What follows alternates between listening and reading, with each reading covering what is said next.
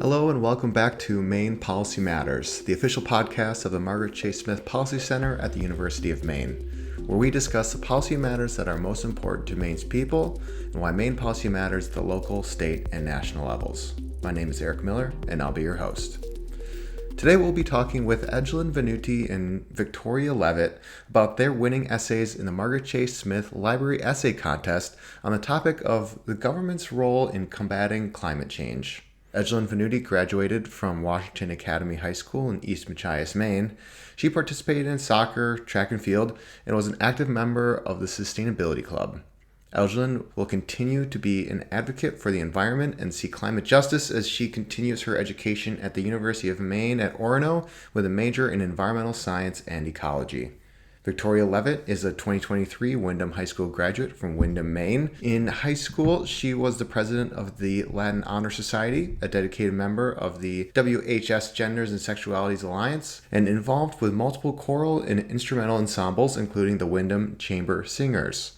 She attends the University of Southern Maine, where she is majoring in psychology with a minor in linguistics. 2022 marked two very important anniversaries within the history of conservation and environmental protection. Interestingly, both have a Maine connection. It is the 60th anniversary since the publication of Rachel Carson's Silent Spring. Carson, a biologist who spent summers studying the sea at her home in Southport Island, Maine, wrote the influential book that warned of the declining bird populations and environmental harm caused by pesticides and synthetic substances. In fact, her book is credited with kickstarting the modern global environmental movement. It is also the 50th anniversary of the Clean Water Act, introduced to Congress by Margaret Chase Smith's colleague and fellow Maine Senator Edmund Muskie. The legislation helped set the framework to regulate pollutants and quality standards in our waters. These two landmark events inspired many environmental milestones, but we are at a crossroads. It was reported that the years 2015 to 2022 are the 8 warmest years on record.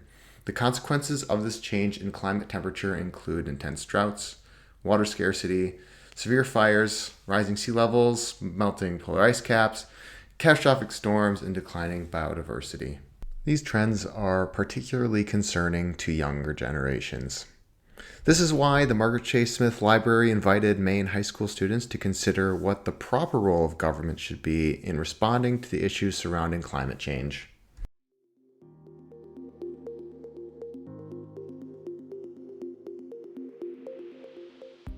Hi, Edgelynn and Victoria. Thank you for joining us today. Could you each give us a synopsis of what your essays were about? Edgelynn, we'll start with you. I put all my feelings into this essay. Many times when the climate crisis is discussed, statistics and scientific facts are often at the forefront. These statistics and facts are often anxiety-inducing and cause a lot of negative emotions to arise. The climate crisis is scary, especially for people in my generation. It's hard to keep hope alive when the reality seems so grim. So I wrote this essay in hopes that someone in the government would read it. I didn't really care about the prize or anything else. I just saw this as an opportunity to tell people about how I was feeling and what needed to be done. And it's that action needs to be taken now. There's been so much time to get their act together, but it just isn't happening fast enough. I'm not the only person who feels this way. Millions and billions of people know what has to be done, but we are essentially powerless to make true systemic change. That power resides in the hands of the people on top, but they just need to open up their hearts and their minds and listen to us who are on the front lines. Thank you. Victoria, and your paper? I took a different approach with my essay. I went more with clean and cut to the facts in the way that I answered the question of what is the proper role of government in facing the issues surrounding climate change.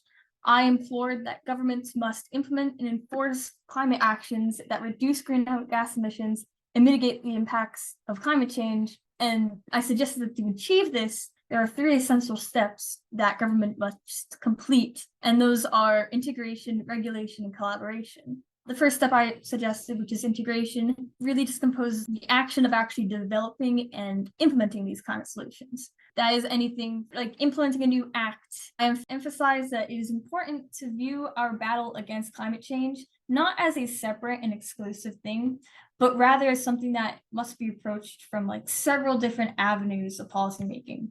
It's a lot more integrated into our life than just an exclusive thing. The second step is regulation. Once these policies and climate solutions have been created and approved, regulation is the action of actually upkeeping these policies, as well as the action of holding large carbon polluters accountable. In other words, regulation is the step where these climate solutions are actually put into action. The third step is collaboration, which really encompasses any international efforts made between foreign governments, as well as the efforts to work with independent climate and environmental organizations with the overarching goal of improving and making progress towards a cleaner, carbon neutral world. Thank you both for setting the stage for the rest of our conversation.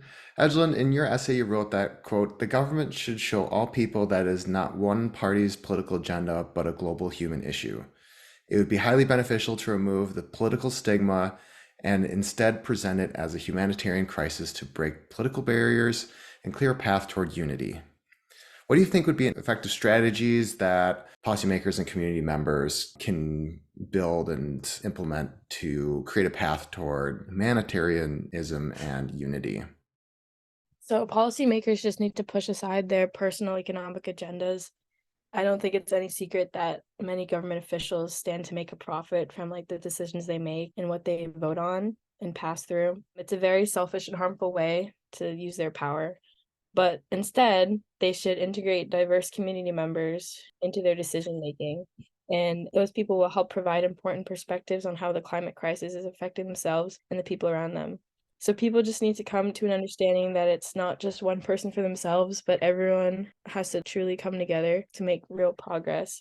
And it's going to be frustrating and hard, but it's the only way that's going to happen. At the end of the day, policymakers, CEOs, and global leaders showing true human compassion is what will be the deciding factor on if this climate humanitarian crisis will actually get solved.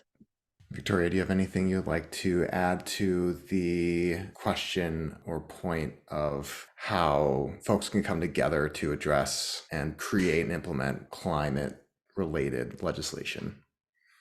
I do find a connection with that and my point of collaboration being an essential step, because it's something that affects all of us and we all have to be involved. So having collaboration and seeing the perspectives of different people and how they're being affected and pooling ideas on how to make a difference and how to fix these issues is really important.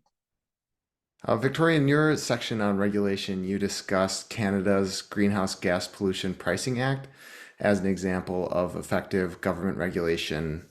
Why is it important that this be the standard for the United States in addressing industry and business-related greenhouse gas emissions? First, just to provide some context for our listeners, Canada's Greenhouse Gas Pollution Pricing Act, or also just known as a carbon tax, as many call it, was an endeavor passed by Canadian Parliament in 2018 to reduce their carbon emissions to what they had promised in the Paris Agreement. The initial tax in 2019 was around $20, 20 Canadian dollars per ton, which has then since increased to 65 Canadian dollars per ton at the start of 2023. With the intention to reach net zero carbon emissions by 2050, their government plans to increase this tax by 15 Canadian dollars per year, starting this year and then stopping in 2030 once the tax is at 170 Canadian dollars per ton. I know that's a lot of numbers, but to put it in other words, they are slowly increasing the carbon tax to then reach their goal. And this carbon tax, it applies to all consumers, both citizens and industries and companies. And that's the important part, because a lot of times many acts they only focus on the individual, and big companies kind of get away with things. And this tax, at least, it also affects those companies, and it holds those big polluters accountable for their emissions. And that's why I think it's important for the US to also incorporate a similar thing. Now, I can't say how effective a tax directly modeled from Canada would be for us, but I believe that something along those lines would be really good to regulate that industry. And one last thing, the cool thing about Canada's carbon tax is that each Canadian province and territory has the freedom to enforce this act in any way that they seem fit, as long as they comply with the minimum federal requirements. And that aligns with how a lot of US policy works. Like you got the federal policies and requirements, and then states have a lot of freedom in how they go about and enforce those things. So I could see that working for the US. I see. Edgelynn, how do you see these environmental legislation and building support is very hard? How do you see ways that communities can come together and build support for certain environmental legislation that may seem less politically palatable? That are like on the front lines are often the ones that are going to get most affected. And I think people who are working not in like high level jobs, but they have this sense to come together, and oftentimes they're able to just organize, and people dedicate so much time to organizing together and spreading the word, and they're passionate about it because they know that it's the only way forward is to make noise and get change on the ground. So they have like the spirit in them, I suppose. And that's just like, it's powerful to see the people just come together over something that they all feel is important to them. Absolutely. It's amazing how just a small group of energized folks can make waves in a conversation. Often, when we hear of history repeating itself, it has a negative connotation.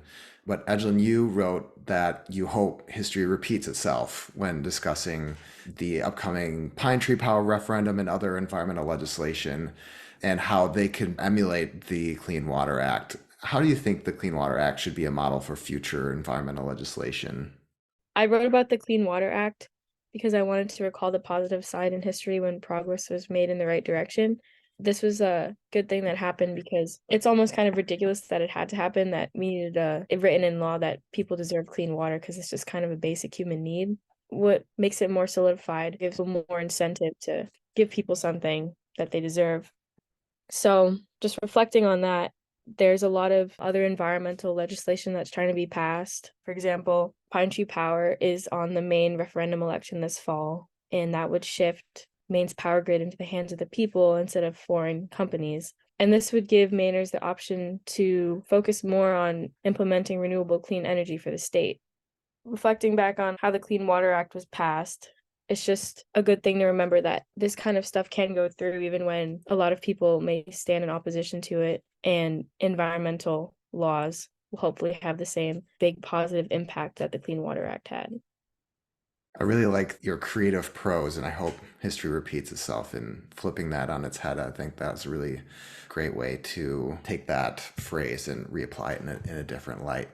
So, Victoria, in your essay, you discussed integration as a means to address climate change in all aspects of society. Can you explain for our listeners what this means and give an example of an effective model for integration that has worked successfully? So in my essay, I stated that integration is one of the 3 essential steps a government must take to combat climate change. And when I say integration, I'm referring to the process of developing and implementing climate change solutions and policies into society that in a way that is controlled and effective. I think I'd like to stress with this is the importance of implementing such changes in a way that is favorable for the public and not interruptive and just drastic. Because, well, society as a whole is generally very adverse to major changes, especially those that might limit a common convenience. So, like, for example, it would be unethical and unrealistic to suddenly just like, oh, we're done with gas-powered cars. We can't do that. Instead, the proper course of action is to slowly phase out such vehicles and then phase in zero-emission vehicles like hybrids and electric vehicles. Actually, this is kind of what several states, including California and a couple others, I think there's like 9 others, by, I believe it is 2035, they are working towards prohibiting the sale of new gas-powered vehicles. And in the years upcoming to that, they're slowly implementing that. How they're implementing that, I'm not entirely sure. That's something I would have to do more research into. But I think that is a good example of not suddenly making a huge change, but setting a goal for a change and then taking those steps to reach that goal. And so for another example, in my essay, I gave the example of the Clean School Bus Program, which was spearheaded by EPA, the Environmental Protection Agency, in 2022. This program uses funding from the 2021 bipartisan infrastructure law to offer rebates for schools to replace existing school buses with electric zero emission ones. With this initiative, EPA states that even if half of all school buses in the country swapped from diesel to electric, about 2.1 million tons of carbon dioxide would be reduced annually. And according to World Resources Institute, as of June 2023, there are 2,277 electric school buses that are either being ordered, have been delivered, or are in operation. And that means in total, there are now just under 6,000 committed electric school buses. And I think that's another really good example of like a simple yet very effective climate solution that is being integrated. Oh, that's great news, all of the electric school buses. I didn't know that. Change is often scary to folks. Edgelynn, would you want to speak to how seemingly large legislation such as the Pine Tree Power is a big question, and other environmental legislation, how big change may be not as scary as people may think, and how can those changes be framed in a way that seem easier for people who don't pay attention to this stuff all the time to understand? I think what a lot of people are afraid of is having to give up something that makes their life easier or makes their life better. Unfortunately, that's just like a selfish way to think about this, because when you live in a privileged country like the United States and you have certain things and you worked hard to get them, of course you wouldn't want to have to sacrifice that. But when you look at the bigger picture, it's not just about you. There's a lot of people here, and I think that everyone deserves a chance at a fair future and a good life. So if you have to sacrifice a few material goods to make sure that someone else gets to live a life, I think that can be scary, but I think that sacrifice would be worth it. And on the bigger picture, people have always been scared of change. If you look at history, a big thing that scared a lot of people was maybe the internet, and now it's totally integrated into our lives. I think that what people are striving for to change here is not in any way to ruin what we have now or ruin the way that things are functioning now, but just to make it better for everyone, to make it healthier and safer and cleaner for all the people. This type of change, I don't think that people should be too afraid of, and instead they should try and embrace it and roll with it. Of course, the United States is not alone. And how can international collaboration help not just the United States, but other countries around the world achieve goals set forth in the Paris Climate Accord? Edgelynn, we'll start with you. I think Tori and I have talked a lot about how collaboration is one of the most important steps in combating climate change. It's kind of really the only way that anything is going to get done. I think everybody knows that humans aren't always the best on getting everybody together on the same page very easily. And if they do, it still takes a long time to get anything done. Real international collaboration would just be, that'd be great. And I think in the past, we've become sort of a global leader, perhaps maybe unintentionally, but I feel as though a lot of countries kind of look to us as the Golden West and follow in our footsteps for some reason. And if we could set the example of reducing greenhouse gas emissions, implementing clean energy, and helping people in other countries who are facing the brunt of big tropical storms and forest fires, and making sure that that kind of natural disaster aid is also applied here in our country, I think a lot of positive change would come from that. Victoria, do you have anything you'd like to add to building international collaboration? Edgelynn makes a great point.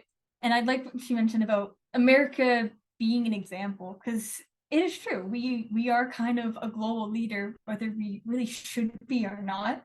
We're an example. And I think if we start setting the motions towards strengthening collaboration and working towards these goals that we have, like that, and that we set in the Paris Agreement, that's going to influence other countries to also do that.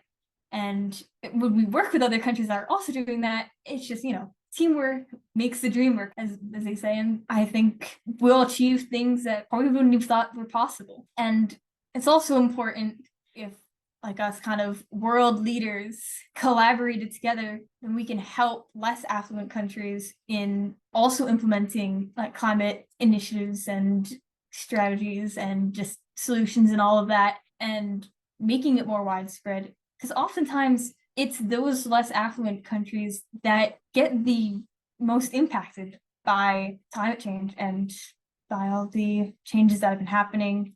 And so working with them and putting down our grudges, at least in terms of helping our planet, is just very important.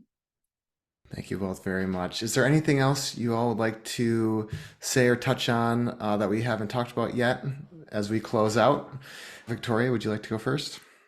So I kind of wanted to highlight some more positive things and like progress that we've been seeing around the world, and kind of spread some good news, because too often we as consumers and media focus way too much on the negative and the saddening news. And kind of like what Edgelynn had mentioned in the introduction, there's so much negative facts and figures, and it can almost make it seem hopeless.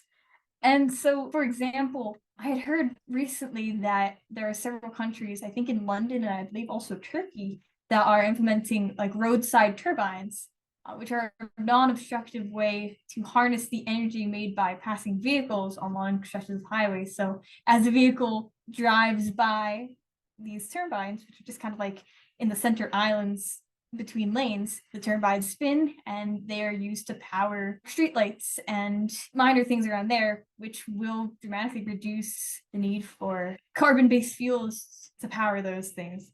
And so it's another kind of small step that we are making that makes a big difference. Many creative, cool innovations that never thought you'd see out there, and all these places you overlook that are just opportunities for implementing technology or change. Edgelynn, we'll finish with you. Any closing remarks you have? Since this is a Maine-based podcast, right, I just wanted to plug all the amazing youth organizations that are working and striving for climate justice right now. That's Maine Youth for Climate Justice, Just Me for Just Us, Sierra Club Maine, and Maine Youth Power.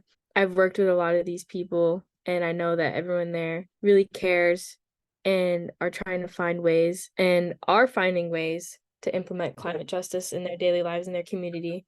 And they're all working really hard every day for as much as they can. So if you have the means, I think showing them your support and just letting them know thank you for all they do, I think would make their day.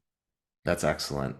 Thank you both so much for submitting essays, taking on these very challenging questions at high school age, and now continuing on your education in Maine. And we're very much looking forward to seeing what you all decide to do as you continue on with school and afterwards. And we really appreciate you taking the time to speak with us today. And with that, we conclude today's episode. We really appreciate everyone who chatted with us, and thank you, listener, for joining us. I'm Eric Miller, and I'll see you next time on Maine Policy Matters, where we'll be interviewing Anna Keller about the League of Women Voters of Maine. Our team is made up of Barbara Harity and Joyce Frummery, co-editors of Maine Policy Review. Jonathan Rubin directs the Policy Center. Thanks to Faculty Associate Katie Swaha, professional writing consultant, Maine Policy Matters intern Nicole LeBlanc, and podcast producer and writer Jason Heim. Our website can be found in the description of this episode, along with all materials referenced in this episode, a full transcript, and social media links. Remember to follow the Margaret Chase Smith Policy Center on Facebook, Instagram, and Threads, and drop us a direct message to express your support, provide feedback, or let us know what Maine policy matters to you. Check out mcslibrary.org to learn more about Margaret Chase Smith, the library and museum, and education and public policy. See you next time.